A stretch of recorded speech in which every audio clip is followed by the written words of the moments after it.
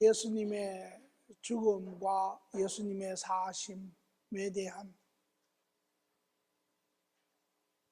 의미를 다시 한번 깊게 느끼는 시간이 되기를 바랍니다.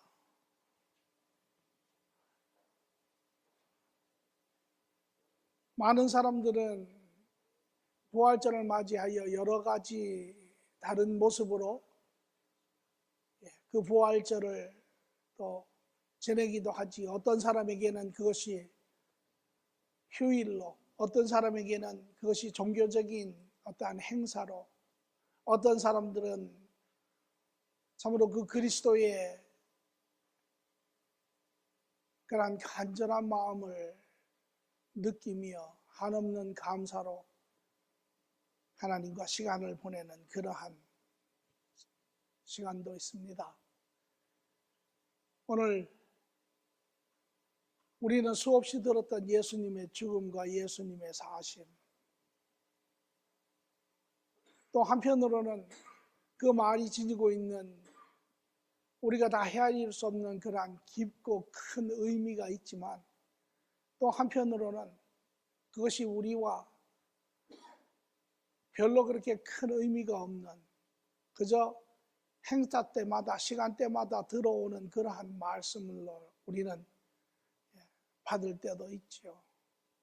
과연 예수 그리스도의 죽음, 그것이 우리에게 무엇을 의미하는지 오늘 우리의 심령이 그 하나님의 심령을 느낄 수 있는 그런 시간들이 되기를 바랍니다. 오늘 본문의 말씀은 요한복음 1장 29절의 말씀입니다. 같이 말씀을 보도록 하지요. 이튿날 요한이 예수께서 자기에게 나오심을 보고 이르되 보라, 세상 죄를 지고 가는 하나님의 어린 양이로다. 예수님이 2000년 전에 이 땅에 오셨을 때 한 인간으로서 그의 백성인 유대인들을 찾아갔을 때 그 중에 세례 요한이 이 예수 그리스도를 바라보며 하는 이야기입니다. 보라, 하나님께서 우리에게 약속하신 이가 이곳에 오셨으니 그는 바로 세상의 죄를 지고 가는 하나님의 어린 양이로다. 2000년 전에 오신 그분, 역사적인 사건이지요. 비록 2000년이라고 하는 오랜 시간이 되었지만 그 당시에는 이미 인간의 문명이 개발이 되어 있어서 모든 것이 문헌으로 적혀 있고 모든 것이 역사적인 사실로 많은 사람들이 읽고 듣고 보고 하는 그러한 사실입니다. 예수님이 오셨다라고 하는 것, 예수님이 이 땅에서 돌아가셨다고 하는 것이 나에게 무슨 의미가 있습니까?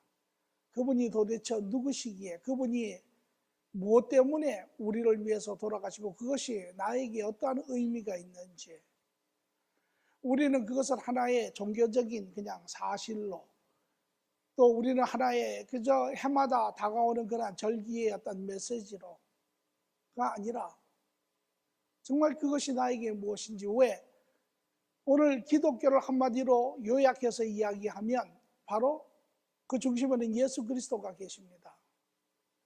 만약에 우리가 예수 그리스도를 이해하지 못한다면, 그분의 마음을 우리가 느끼지 못한다면, 우리가 삶 가운데 그분이 우리에게 상관이 없다면 오늘 우리가 믿는 이 기독교의 신앙은 아무런 의미가 없습니다. 그러나 만약에 우리가 예수 그리스도를 우리가 안다면, 그냥 지식으로 아는 것이 아니라 그분이 누구인지를 우리가 깨달아 안다면, 그분이 우리에게 향하신 그분의 그 마음을, 그 심장을 우리가 느낄 수 있다면, 그 의미를 우리가 삶 가운데 확인한다면 오늘 우리의 삶은 아주 달라질 것입니다. 그 중에 한 사람이 저지요. 30년 전에, 그 전에 예수 그리스도를 알지도 못했고 예수 그리스도를 이야기하면 뭐 그런 이야기를 하느냐 했던 사람이 바로 이 자리에 서 있는 저입니다. 그러나 그분이 삶 가운데 만나졌고 그분의 그러한 마음을 느꼈을 때, 시간이 지나 저는 오늘날 목사로 이 자리에 서서 여러분들에게 제가 만난 그 예수님, 그분을 여러분들에게 증거하지 아니할 수 없습니다. 예수님이 2000년 전에 오시고 그분은 십자가에서 돌아가셨습니다. 그 예수님의 죽음을 우리는 이해할 필요가 있습니다. 그분은 그저 아무 의미 없이 자기가 죄를 지어서 그냥 십자가의 죄값으로 돌아가셨느냐? 그렇다면 그것이 그렇게 큰 일이겠습니까? 또 어떤 인간이 이 세상에 살다가 이런저런 이유로 십자가에서 죽었다면 그것이 무슨 또 그렇게 큰 이유이겠습니까? 오늘날 수많은 사람들이 여러 가지 사고로 이런저런 모양으로 죽어가는 숫자가 수도 없이 많은데, 그러나 2000년 전 사건이지만 오늘도 그 사건이 살아있고 오늘도 그 사건을 통하여 많은 사람들이 변화되는 그 이유인즉슨 바로 그분이 하나님이시기 때문에 그렇습니다. 하나님이신 예수님이 죄된 우리를 사랑하셨다라고 이야기를 합니다. 오늘 우리가 살고 있는 사회에서도 서로 사랑하며 살죠. 부부가 사랑하고, 부모가 자녀를 사랑하고, 친구를 사랑하고, 이웃을 사랑하고, 여러 종류의 사랑이 있습니다. 그런데 오늘 우리가 내용을 보면 하나님이 죄된 인간인 여러분, 저와 여러분들을 사랑하셨다라고 이야기를 합니다. 그 사랑이 그렇게 특별한 것입니까? 다르습니까? 다르죠. 왜? 인간은요, 자기가 사랑하는 사람 사랑합니다. 자기에게 잘해주는 사람 사랑합니다. 자기와 동의하는 사람 사랑합니다. 자기와 함께 걸어가고자 하는 사람 사랑합니다. 그러나 반대로 자기 사랑하지 않는 사람 사랑하지 않습니다. 자기와 동의하지 않는 사람 사랑하지 않습니다. 자기에게 잘해주지 않는 사람 사랑하지 않습니다. 자기에게 질책하는 사람 사랑하지 않습니다. 그런데 하나님은 자기와 사랑하지 않는 자, 자기를 밀어내는 자, 자기를 비난하는 자, 자기를 조소하는 자를 사랑하셨다라고 이야기를 하십니다. 왜 하나님이 인간을 사랑하셨을까요? 이해가 잘 되지 않습니다. 우리의 기준점으로도 잘 깨달을 수 없습니다. 무엇 때문에 하나님이 사랑하셨을까요? 몇 가지의 이유가 있습니다. 하나님은 이러한 인간에 대한 자기의 사랑을 요한복음 3장 16절에 이렇게 이야기하세요. 하나님이 세상을 이처럼 사랑하사 독생자를 주셨으니 이는 그를 믿는 자마다 멸망하지 않고 영생을 얻게 하려 하심이라. 하나님이 이 세상을 그렇게 사랑하셔서 예수님을 우리를 위하여 내어주셨다라고 이야기를 합니다. 그 사랑, 무엇 때문에, 어떤 때문 사랑인가요? 왜 하나님은 죄된 인간을 사랑하셨을까요? 왜 하나님은 여러 가지 하나님의 기준점으로 보아서 전혀 합당하지 못한, 받아들일 수 없는 그런 사람을 사랑하셨을까요? 왜 하나님은 사람의 기준점으로도 사랑할 수 없는 그런 인간들을 사랑하셨을까요? 무엇 때문에 그랬을까요? 첫 번째는요, 우리가 하나님의 자녀이기 때문에 그렇습니다. 에베소서 1장 4절에서 5절의 말씀을 보니 곧 창세전에 그리스도 예수 안에서 우리를 택하사 우리로 사랑 안에서 그 앞에 거룩하고 흠이 없게 하시려고 그 기쁘신 뜻대로 우리를 예정하사 예수 그리스도로 말미암아 자기의 아들이 되게 하셨으니. 여러분 아세요? 오늘 왜 여러분이 여기에 계신지?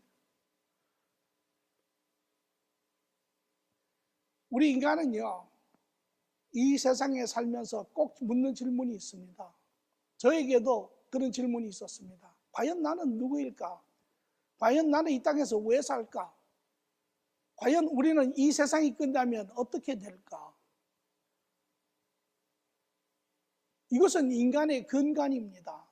인간이 자기가 누구인지를 알 때 비로소 그 사람은 바른 삶을 살 수 있는 시작이 되는 것입니다. 인간이 자기가 누구인지를 모르는 자, 우리는 세상에서 그렇죠. 아, 나는 우리 부모에게서 왔다라고 이야기를 합니다. 그것이 우리가 볼 수 있는 것이니까. 그러나 우리의 내면을 가만히 들여다보면 우리가 묻는 것은 그거 이상의 것입니다. 과연 우리는 어디서 왔을까? 우리는 이 땅에 왜 살까? 우리는 이러한 본질적인 질문을 합니다. 이러한 본질적인 질문에 대한 답이 없으면 우리는 이 세상에서 바른 삶을 살 수 없습니다.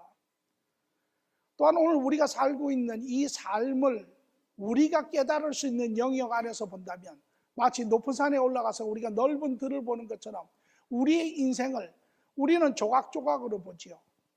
우리는 과거의 것을 잃어버리고 현재의 것을 보고 또 시간이 지나가면 그와 같은 패턴으로 우리는 삶을 삽니다. 만약에 우리가 우리 인생을 전체를 한번 볼 수 있다면 우리 인생의 60, 70을 우리가 바라본다면 우리의 삶은 너무나 더 없는 것이죠. 살아야 할 별 특별한 이유가 없습니다. 어려서 자라고 자라서 가정을 갖고 가정을 가져 헌신하고 가정을 부양하고 그래서 나이가 50, 60까지 살고 그 후에 남은 것은 아무것도 없습니다.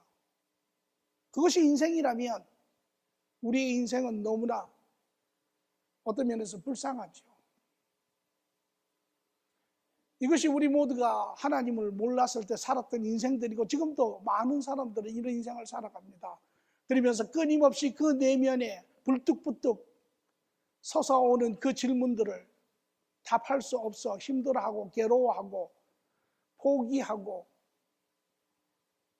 그러며 자기가 줄 수 있는 위로는 세상 사람들도 다 그렇게 사니까 우리 모두도 그렇게 산 적이 있죠.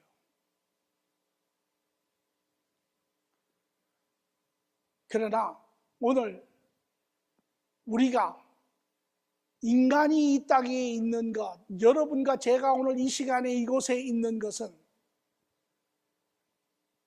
우리의 부모로 인하여 이 땅에 있는 것이 아니라 바로 하나님께서 이미 오래전부터 하나님의 자녀로 우리를 택하시고 원하시고 그 결과로 우리를 지으시고 우리 부모를 통하여 오늘 우리가 이 땅에 존재하고 있다라고 하는 사실입니다. 그것이 우리의 근간입니다. 그것이 우리의 원모습입니다. 오늘 이러한 우리의 원모습을 발견할 때 우리는 살아야 할 이유를 깨닫게 됩니다. 오늘 이것이 하나님이 우리를 사랑하신 이유입니다. 오늘 우리가 하나님을 떠나고 우리 마음대로 우리가 잘못된 그런 삶을 살았지만 그래도 하나님께서 포기하지 않는 이유가 바로 여기에 있습니다. 그러나 우리가 또 하나 알아야 할 것은 그러한 삶을 살았던 우리로 인하여 하나님이 항상 기뻐하신 것만은 아닙니다. 우리의 자녀들이 잘못된 길을 가면 부모가 사랑하지만 함께 힘들어하는 것처럼 하나님도 우리와 같이 함께 힘들어하시며 그러면서도 그의 사랑을 포기할 수 없는 것이 하나님의 마음입니다. 오늘 우리는 이 하나님의 마음을 느낄 필요가 있습니다. 두 번째는 우리가 죄의 종이 되었기 때문에 그렇습니다. 그래서 로마서 6장 20절에는 이렇게 그것을 표현합니다. 너희가 죄의 종이 되었을 때는 의에 대해서 자유로웠느니라. 다시 말하면 너희가 죄의 종이 되었을 때 너희는 진리로부터 떨어져 있었느니라. 너희가 죄의 종으로 있었을 때 너희는 무엇이 바르고 무엇이 그른지도 알지 못하였느니라. 너희에게는 안식이 없었느니라. 너희에게는 평화가 없었느니라. 너희는 자유함이 없었느니라.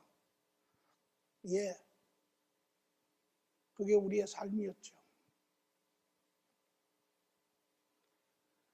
우리는 우리 안에 있는 타락된 죄의 성격을 이길 수 없습니다. 오늘 수많은 사람들이 세상 가운데 많은 습성들을, 습관들을, 버릇들을 그것이 도박이든 그것이 음주든 그것이 마약이든 그것이 무엇이든 간에 끊지 못합니다. 오늘 만약에 인간이 우리가 가지고 있는 그 절제의 부분들을 전부 다 우리가 걷어낸다면 그것이 교육이든 그것이 도덕이든 그것이 법이든 그것이 무엇이든지 간에 우리에게서 걷어낸다면 우리 인간 안에서는 쏟아져 나오는 엄청난 말할 수 없는 악과 오염이 인간에게 나옵니다. 우리는 가끔 그런 것을 현실 가운데 보지요. 사람으로서 도저히 할 수 없는 일들을 저지르는 경우들을 우리가 봅니다. 그것이 우리 내면 안에 있는 본 모습입니다. 아무도 부인할 수 없습니다. 나는 세상에서 그런 죄를 짓지 않고 살았습니다. 예, 그럴 수 있죠. 그러나 그것이 여러분의 마음 안에 갇혀 있을 뿐이지 발출되지 않았을 뿐이지 여전히 마치 끓고 있는 용암과 같이 우리 안에 그러한 우리의 죄성들은 그대로 있지요.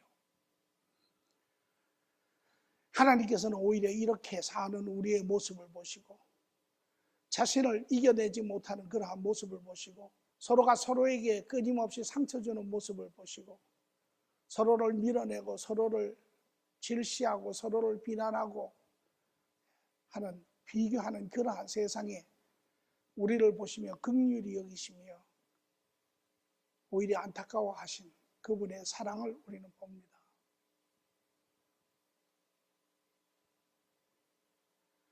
로마서 5장 12절에는 이렇게 이야기합니다. 한 사람으로 말미암아 죄가 세상에 들어오고 죄로 말미암아 사망이 들어왔더니 이와 같이 모든 사람이 죄를 지었으므로 사망이 모든 사람에게 이르렀느니라. 제가 옛날에 신앙인이 되고 얼마 안 되어서 전도 폭발을 하고 어떤 사람을 전도를 나간 적이 있습니다. 그분한테 가서 본인의 죄에 대해서 어떻게 생각하십니까? 그분이 말하기를 내가 왜 죄인입니까? 나는 죄를 지은 적이 없습니다. 나는 세금을 내고 선량한 시민으로 도덕적으로 윤리적으로 다른 사람들에게 해를 끼치지 아니하고 그렇게 내가 잘 살았습니다. 과연 그렇습니까?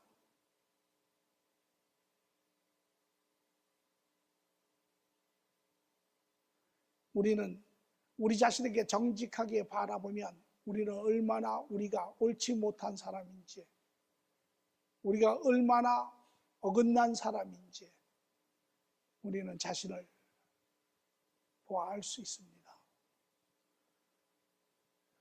그럼에도 불구하고 우리 인간이 할 수 없는 그러한 사랑을 하나님께서는 하십니다.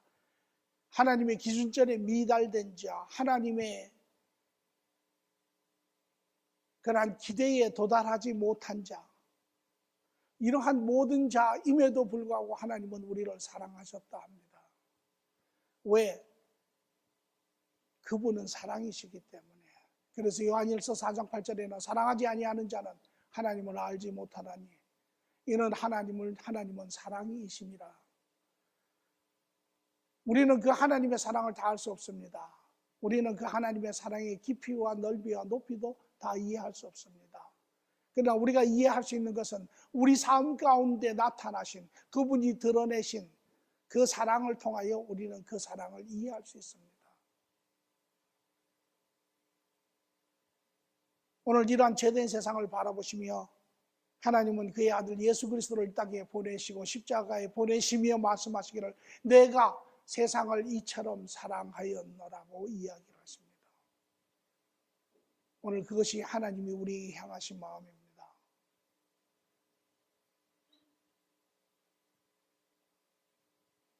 신앙은요, 외적인 어떠한 행사도 아니고 어떠한 지식적인 그러한 간접적인 것도 아니고 신앙은 살아계신 하나님과의 관계입니다.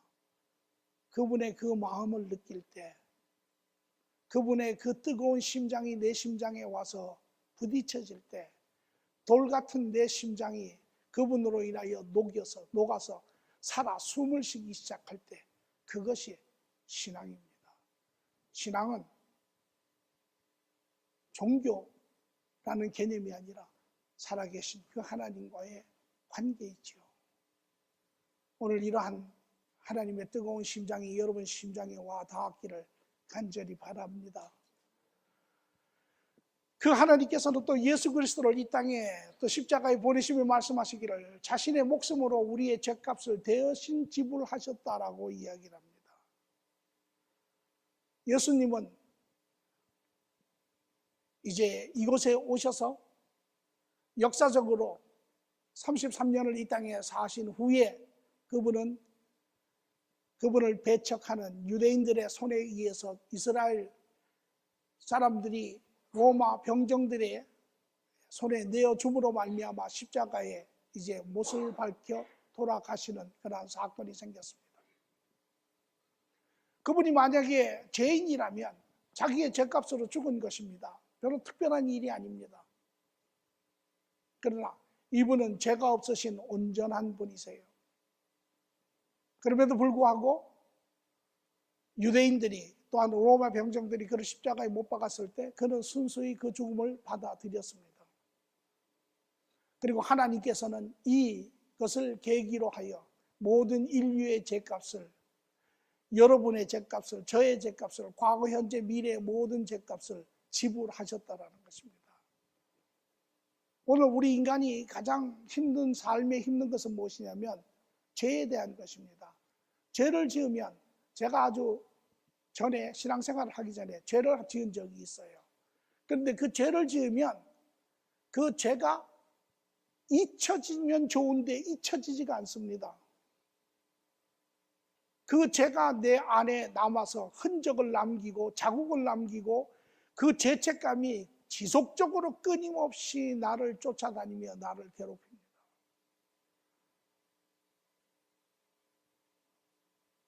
그래서 우리는 이 죄에서 벗어날 수 없어요. 우리는 그것을 외면하고 보지 않으려고 하고 그것을 박스에다 넣어서 숨기려고 하지만 우리 뜻대로 되지 않습니다. 그리고 불쑥불쑥 우리 삶 가운데 찾아와서 우리를 괴롭히며 우리를 힘들게 하죠. 이런 죄를 우리는 끊임없이 지으면서 합니다. 우리에게 이런 죄가 쌓이면 쌓일수록 우리는 우리 심령은 점점 두려워하고 우리 심령은 점점 무서워하고 우리 안에 기쁨이 없어지고 우리 안에 삶의 의욕이 없어지고 우리는 그렇게 되죠.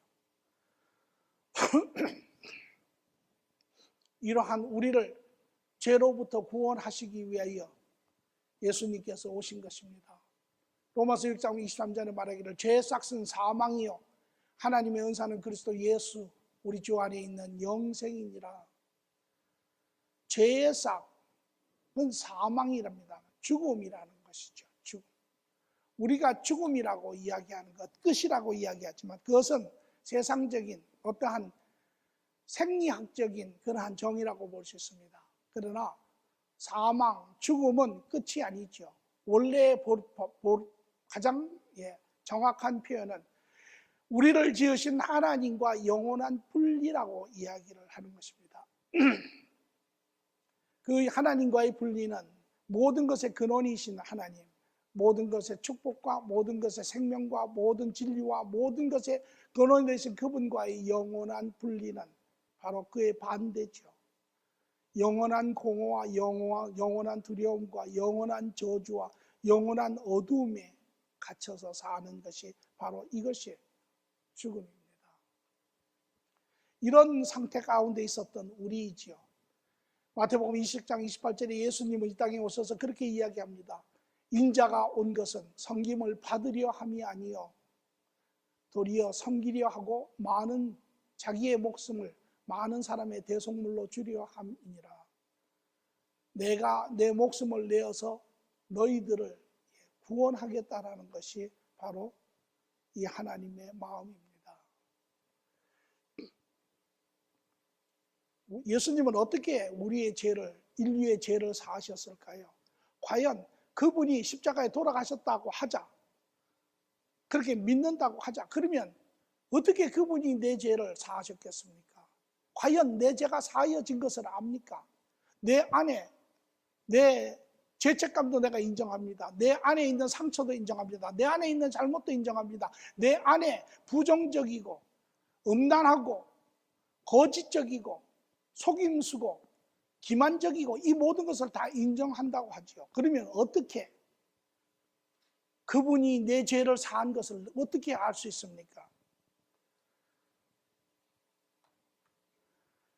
두 가지 면에서 우리는 확인을 할 수가 있습니다. 첫째, 예수 이외에는 다른 구원자는 없습니다. 하나님에게는 플랜 A만 있지 플랜 B가 없습니다. 그래서 하나님의 말씀에도 보면 다른 이름이 없습니다. 그래서 사도행전 4장 12절에도 이런 이야기를 하죠. 다른 이로서 구원을 받을 수 없다니 천하 사람 중에 구원을 받을 만한 다른 이름을 우리에게 주신 일이 없습니다. 다른 이름은 없습니다. 예수님이 예수 그리스도를 내가 보내고 또 다른 선지자를 보냈다 이런 이야기가 없습니다. 오로지 예수 그리스도 한 분만 하나님의 계획 가운데 있었습니다. 왜 그렇습니까? 이유가 있습니다.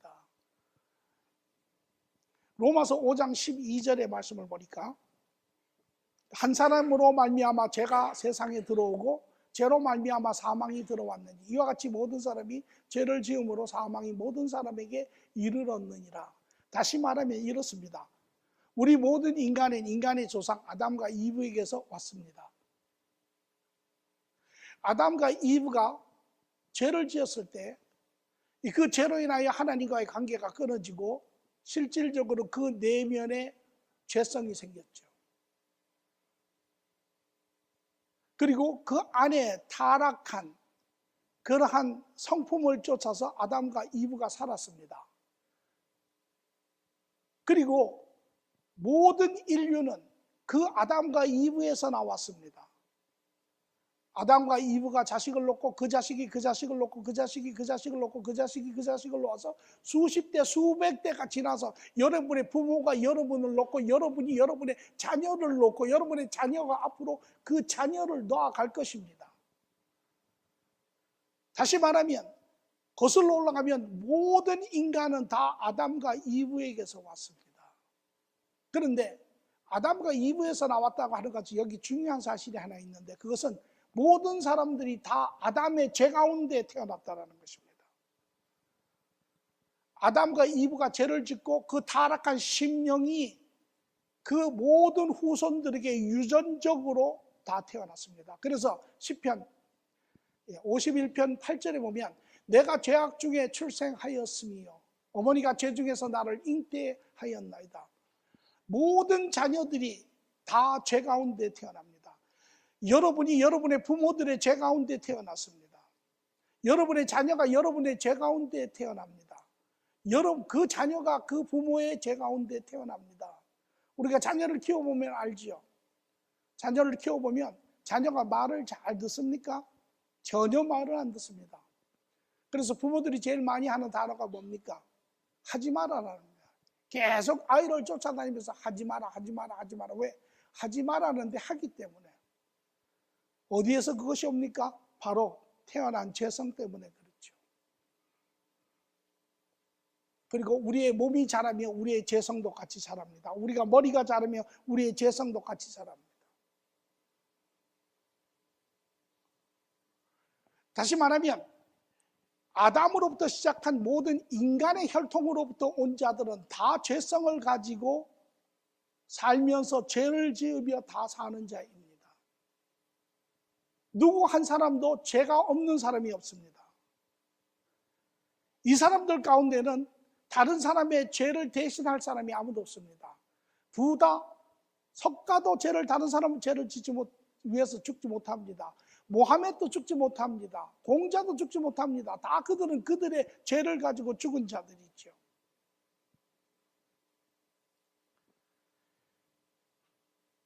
여기에 하나님이 이것을 해결하시기 위해서 보내신 이가 있는데 예수님이세요. 예수님은 아담의 혈통이 아닙니다. 인간의 혈통으로 오신 분이 아닙니다. 그는 하나님의 혈통으로 오신 분이에요. 그렇기 때문에 그는 죄가 없으신 분이죠. 죄가 없으신 그분이 바로 인류의 모든 죄를 대속하실 수 있는 분입니다. 그래서 다른 이름은 없습니다. 하나님 계획에도 한 분밖에 없습니다. 그분이 바로 예수님이세요. 그 예수님이 여러분과 제 죄를 대신하실 수 있는 분이지요.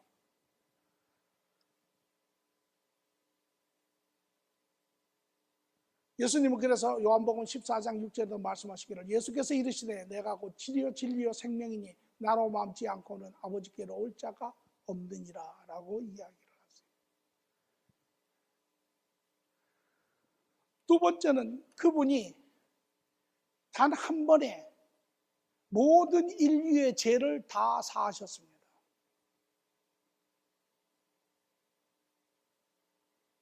하나님의 능력으로 죄가 없으신 그분에게 모든 인류의 죄, 시작인 아담으로부터 시작하여 마지막 예수님이 오시는 심판 그 이전까지의 모든 인류의 죄를 다 그분의 몸에 대속시키셨는데 그것이 바로 그분의 죄된 몸, 그분의 육신의 죽음이 바로 인간의 죄된 몸을 죽이는 것을 상징적으로 보여주시는 것입니다. 그래서 그분이 인류의 모든 죄된 몸, 아담의 죄된 몸, 여러분의 죄된 몸, 또 그 후에 미래의 죄된 몸, 이 몸, 다시 말하면 구체적으로 우리 안에 있는 죄성, 이 죄성은 우리가 행하는 모든 자범죄, 모든 죄의 중심이고 시작이고 끝입니다.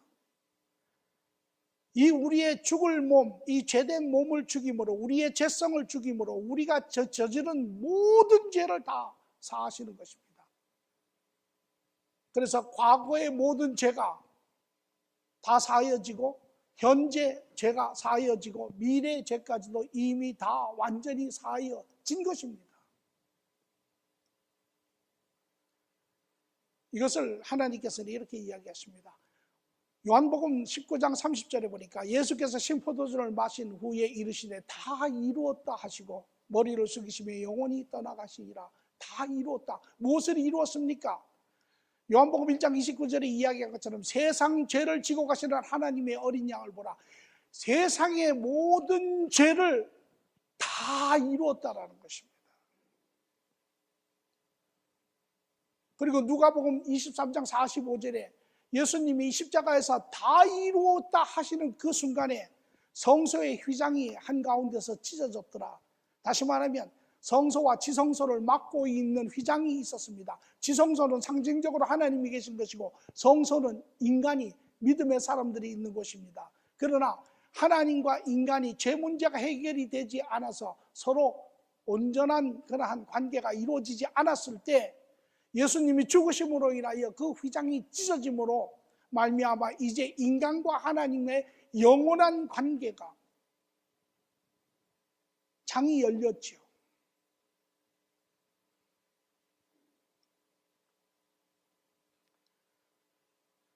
히브리서는 이것을 이렇게 이야기합니다. 그리스도께서는 참것의 그림자인 손으로 만든 성소로 들어가지 아니하시고 인간의 성소로 들어가지 아니하시고 바로 그 하늘에 들어가서 이제 우리를 위하여 하나님 앞에 나타나시고 대제사장이 해마다 다른 것의 피로써 성소에 들어가는 것 같이 자주 자기를 드리려고 아니하실지니 이제 더 이상 다른 사람 대제사장들이 지낸 제사와 같이 그렇게 매번 드릴 필요가 없죠. 그리하면 그가 세상을 창조한 때부터 자주 고난을 받아야 할 것이로되 만약에 예수님의 구원이 완전한 구원이 아니고 부분적인 구원이면 예수님은 계속 와서 과거의 사람들을 위해서 죽어야 하고 현재의 사람을 위해서 죽어야 하고 미래의 사람을 위해서 죽어야 하고 계속 죽어야 하죠. 그러나 이제 자기를 단번에 제물로 드려 죄를 없이 하시려고 세상 끝에 나타나셨느니라. 그 한 번으로 모든 인류의 죄를 다 사하신 것입니다.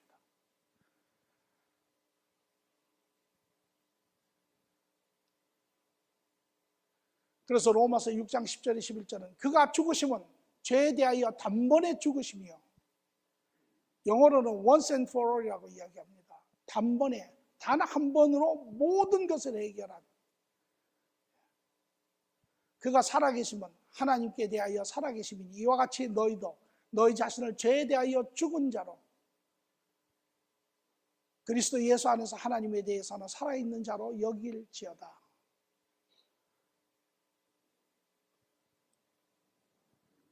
그래서 로마서 6장 6절 7절을 보니 우리가 알거니와 우리 옛사람이 예수와 함께 십자가에 못 박힌 것은 이제 그분을 믿고 그분 앞에 가서 우리의 죄를 회개하고 그분을 우리가 믿음으로 받아들일 때 제 몸이 다시 죽어 제 몸이 죽어 다시는 우리가 죄에게 종노릇하지 아니하려 함이라.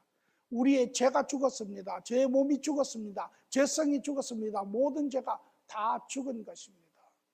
이는 죽은 자가 죄에서 벗어나 의롭다 하심을 얻었음이라.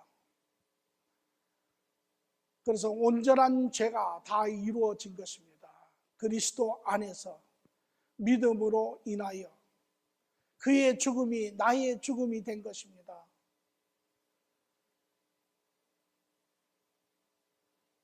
이것이 바로 예수 그리스도가 십자가에 온전하게 죽으신 죽음의 내용입니다. 오늘 이러한 그리스도를 삶의 주인으로 모신 자, 우리 안에 모든 죄가 사함을 받았습니다. 처음에는 이 사함을 받아도 확신이 안 생기죠. 마치 어린아이가 질문을 하면 물은 걸 또 묻고 또 묻고 또 묻고 합니다. 확신이 서지 않기 때문에. 그러나 이제 그 살아계신 주님과의 교제가 이루어지고 그분과 동행하는 삶이 이루어지는 자들은 이제 이에 대한 확신을 알게 되죠. 마치 어린아이가 세월이 지나가며 부모의 얼굴을 바라볼 때 처음에는 이 사람이 내 부모인가 라고 하는 의심을 보면서도 그래서 우리가 3살에서 5살 사이에 아이들에게 나타나는 증세가 separation anxiety라고 우리가 이야기를 합니다. 그게 뭐냐면 부모가 보일 때는 부모가 있는 것 같고 부모가 눈에 보이지 않으면 아이들이 불안해서 울기 시작합니다. 그래서 부모가 다시 나타나면 아이들이 울음을 멈추죠. 그러나 아이들이 커서 중학생이 되고 고등학생이 되면 부모가 없어도 울지 않습니다. 이미 부모에 대한 확신이 자리를 잡고 있기 때문에 그렇죠.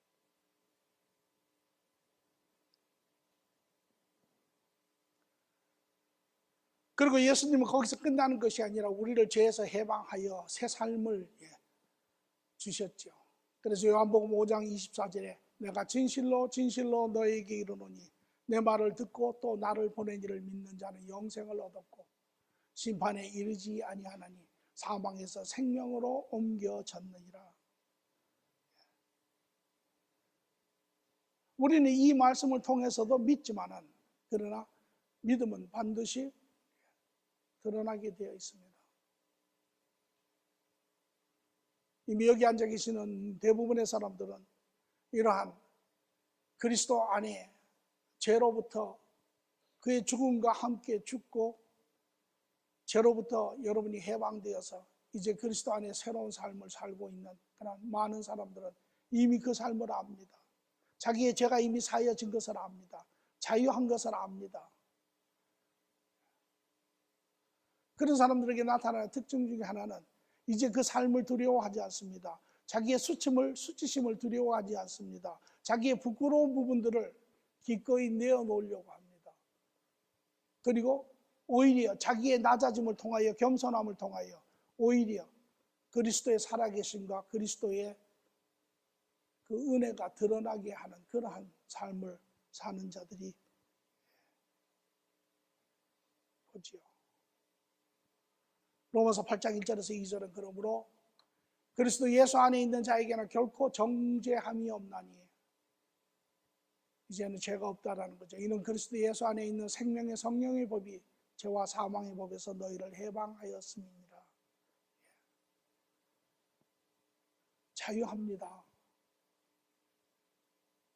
안식이 있습니다. 두려워하지 않습니다. 부끄러워하지 않습니다. 더 이상 수치스러워하지 않습니다. 더 이상 감추려 하지 않습니다. 여전히 우리가 완전하여졌다라는 것은 아닙니다. 여전히 과정에 있습니다. 그러나 하나님의 완전한 계획 안에 과정을 지나가는 자들입니다. 그것이 우리에게 안식이고 그것이 우리에게 기쁨이고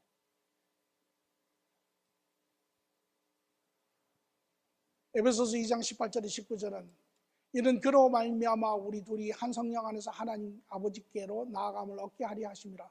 그러므로 너희 이제부터 너희는 외인도 아니요 나그네도 아니요 오직 성도들과 동일한 시민이요 하나님의 권속이라.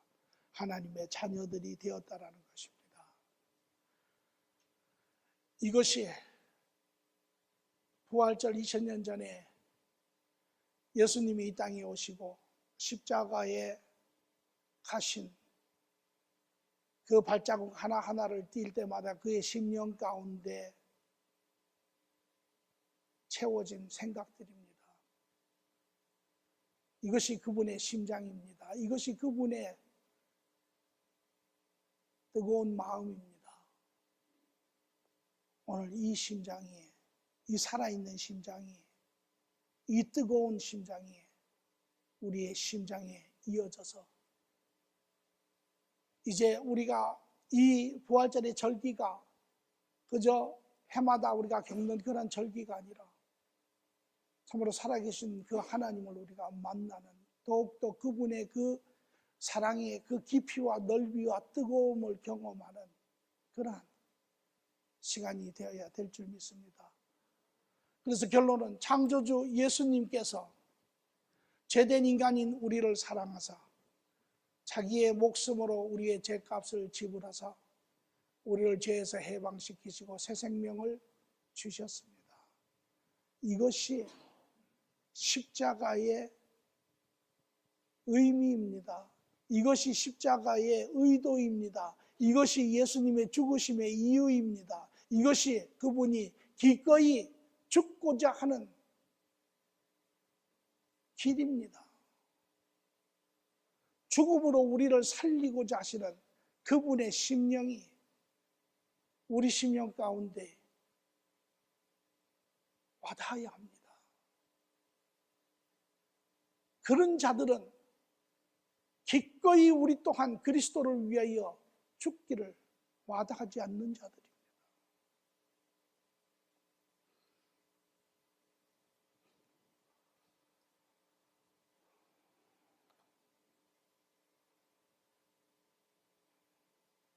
여러분들은 그리스도를, 그분의 죽음을 감사하십니까? 그분을 신뢰하십니까?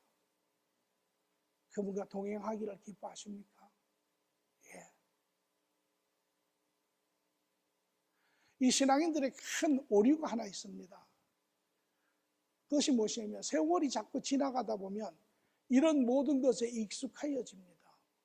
우리가 이론적으로 이야기를 할 때 부부관계나 이러한 그리스도와의 관계나 이론적으로는 시간이 지나가면 지나갈수록 그 관계가 더욱더 넓어지고 깊어지고 커져야 합니다. 그래서 부부들도 더욱하면 그 사랑 안에 두 사람의 관계가 점점 더 넓어지고 더 커져야 되는데 현실에 우리가 보면 사랑이 커지는 게 아니라 사랑은 줄어들고 어떤 그런 삶의 그런 익숙함 이런 것만 잔뜩 남아있죠. 그래서 우리 옛날 사람들이 이런 이야기를 합니다. 사랑은 없고 정만 있다 이렇게 이야기를 해요. 그것은 무엇을 의미하냐면 이런 것입니다.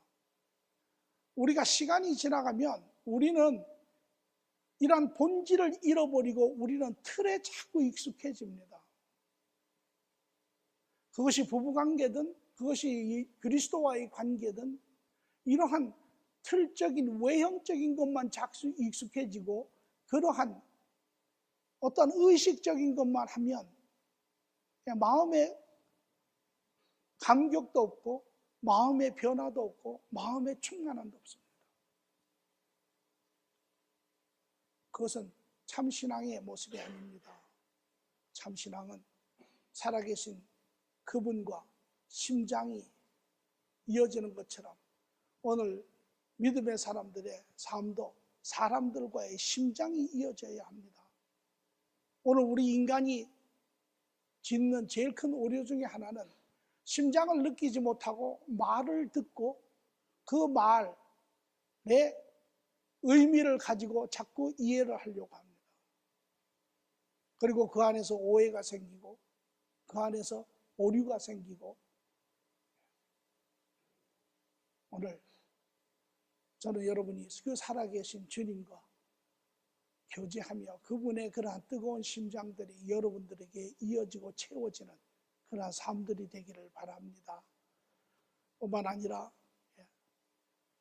이제 우리는 그분과 함께 우리는 이 세상에서 우리를 멸망케 하고 우리의 삶을 피폐하게 만드는 우리 죄를 우리는 싸워 이겨야 합니다. 오늘 죄가 무엇입니까? 오늘 예수님께서 왜 이 땅에 오셔서 돌아가셔야만 합니까? 왜 하나님이 그의 목숨을 내어놓는 그런 고통을 당하셔야만 합니까? 바로 우리의 죄 때문에 그렇습니다. 죄는 우리를 완전히 피폐하게 만들죠.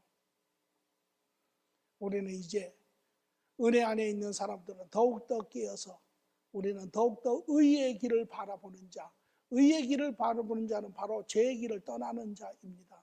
우리는 이제 깨어서 그 주님 안에서 더욱더 철저하게 죄를 싸워 이기는 그러한 사람들이 되어야 합니다. 여러분이 가는 곳마다 여러분의 심장 가운데 느끼는 그 그리스도의 뜨거움이, 그 그리스도의 열정이, 그 그리스도의 사랑이, 그 그리스도의 은혜가 다른 사람의 심장에도 이어지는 그러한 삶들이 되기를 간절히 축원합니다. 좋으신 주님 감사합니다. 고난주일을 맞이하여 그리스도의 그 죽음을 보았습니다. 그 십자가의 죽음, 그 초라한 죽음, 그 어둡고 더럽고 냄새나고 하는 그 십자가의 그 죽음. 그러나 그 죽음 뒤에는 하나님의 말할 수 없는 뜨거운 사랑이 우리를 향해서 흘러내리고 있는 것을 봅니다. 오늘 그것이 오늘 이 자리에서 주님을 바라보며 주님께 감사하며 주님을 확신하며 주님을 신뢰하며 우리의 남은 삶이 참으로 주님 안에서 그 복된 것을 이루어내는 자들이 되게 하심을 주님 참으로 감사합니다. 오늘 주의 사랑하는 자들 하나님 이 그리스도의 심장을 다시금 하나님 경험하며 참으로 우리의 속한 우리의 가정에 우리의 직장에 우리의 하나님 공동체 안에 그 뜨거움을 같이 하나님 전하고 나누고 감사하는 그러한 사람들에게 축복하여 주시옵소서. 감사하며 예수님의 이름으로 기도합니다. 아멘.